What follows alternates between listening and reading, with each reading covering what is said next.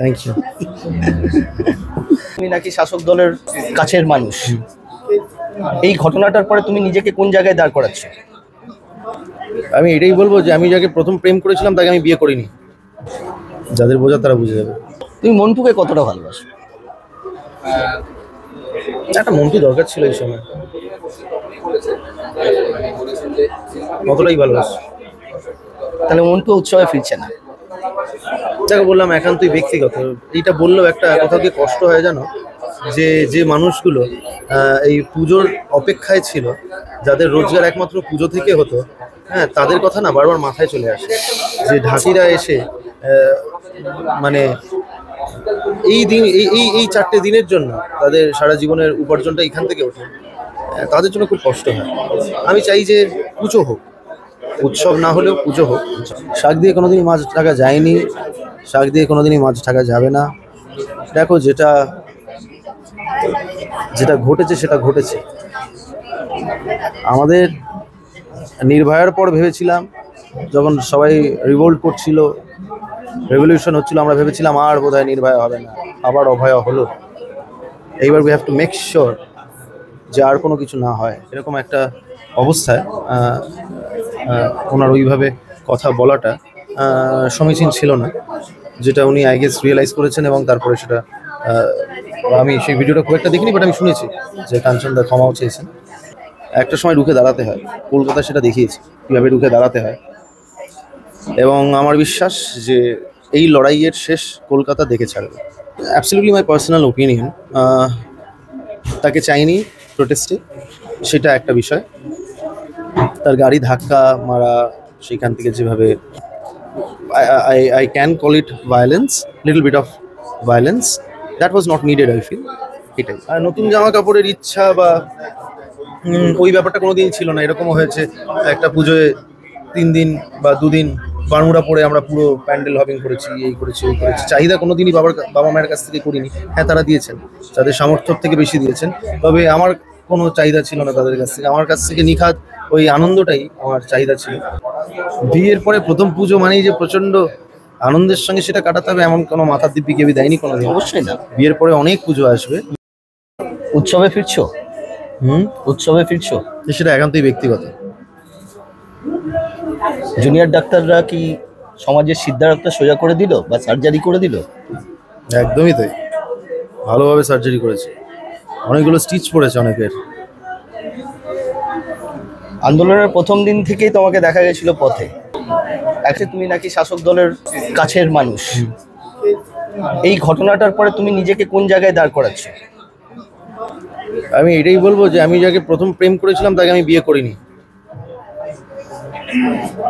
বুঝতে পারছি, আমি যখন প্রথম যার সঙ্গে আমি প্রেমে পড়েছিলাম তার সঙ্গে আমার বিয়েটা হয়নি। যাদের বোঝার তারা বুঝে যাবে।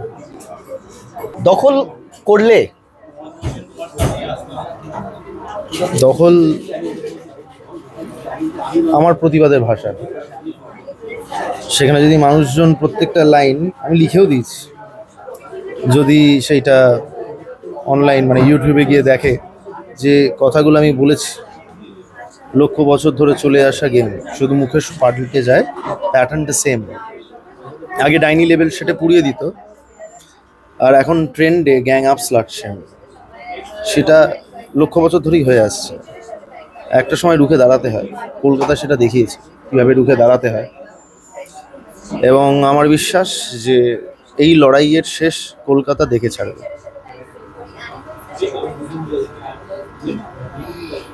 ঋতুপর্ণার এই হ্যারাসমেন্টটা, এটা তুমি কি চোখে দেখছো? Absolutely my personal opinion. তাকে চাইনি প্রোটেস্টে, সেটা একটা বিষয়। তার গাড়ি ধাক্কা মারা, সেখান থেকে যেভাবে I can call it violence, little bit of violence that was not needed, I feel. এটাই।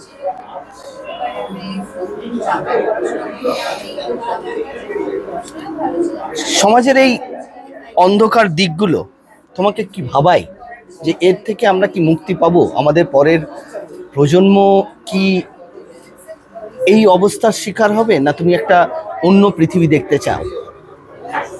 সবসময় একটা জিনিস আমি প্রচণ্ড মেনে এসেছি লাইফে, do not wait for the change, be the change. So it's high time that we be the change. সেই চেঞ্জটা আমাদের হতে হবে, আমাদের করতে হবে, হবে বললে হবে না, করতে হবে। আর সেটাই হচ্ছে আমার বিশ্বাস।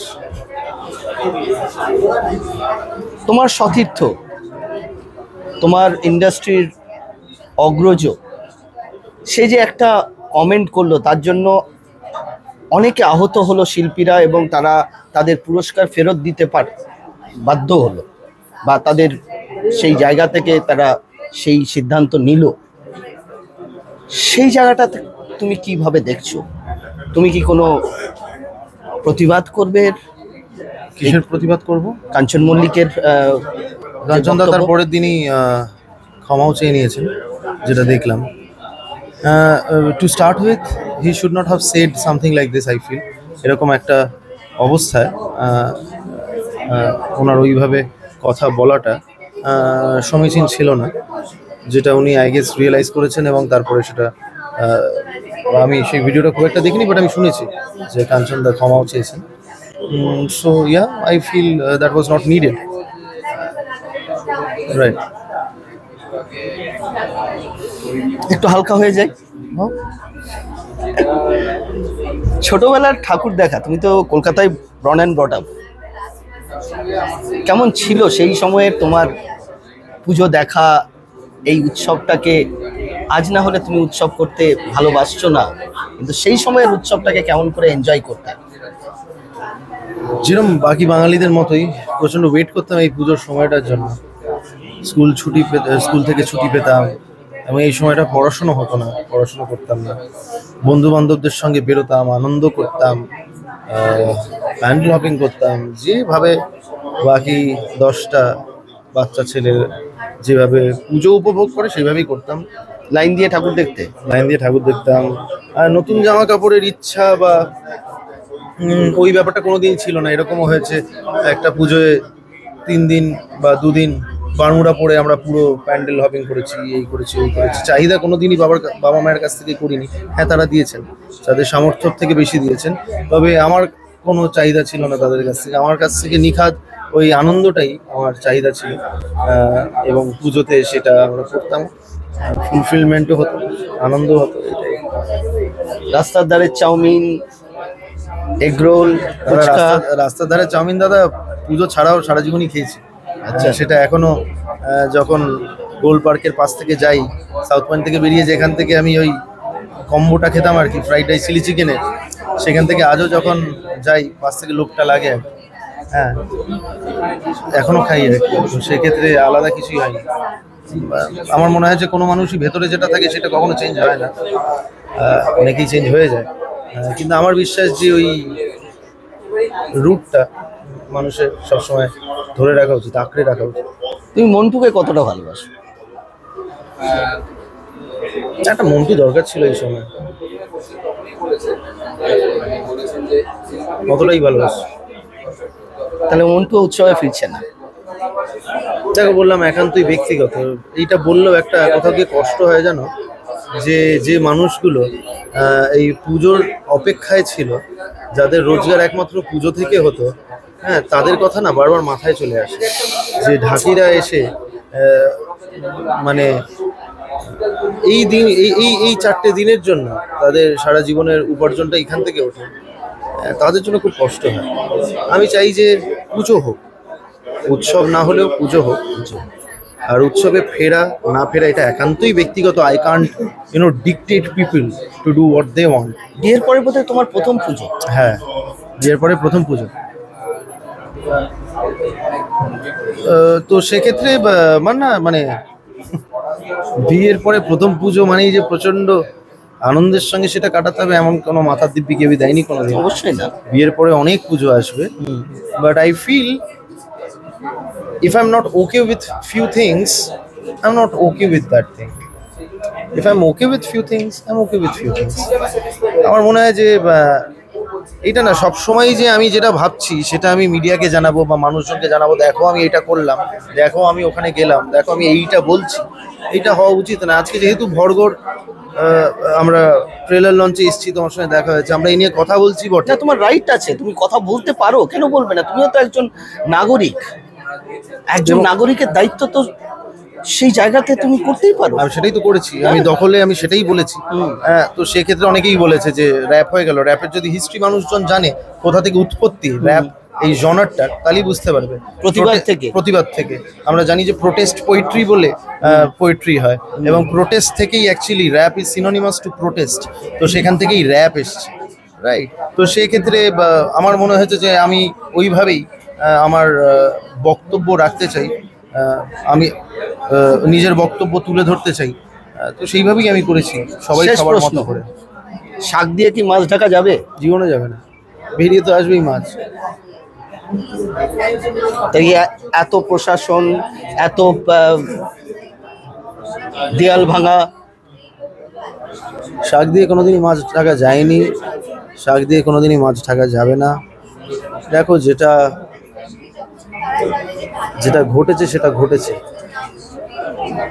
আমাদের নির্ভয়ার পর ভেবেছিলাম, যখন সবাই রিভোল্ট করছিল, রেভলিউশন হচ্ছিল, আমরা ভেবেছিলাম আর বোধহয় নির্ভয়া হবে না, আবার অভয়া হলো। এইবার we have to make sure যে আর কোনো কিছু না হয়, তাই না? পরবর্তী প্রজন্ম যেন আমাদেরকে আঙুল তুলতে না পারে, তাই তো? একদমই তাই। এটা খুবই, যেটা ঘটেছে।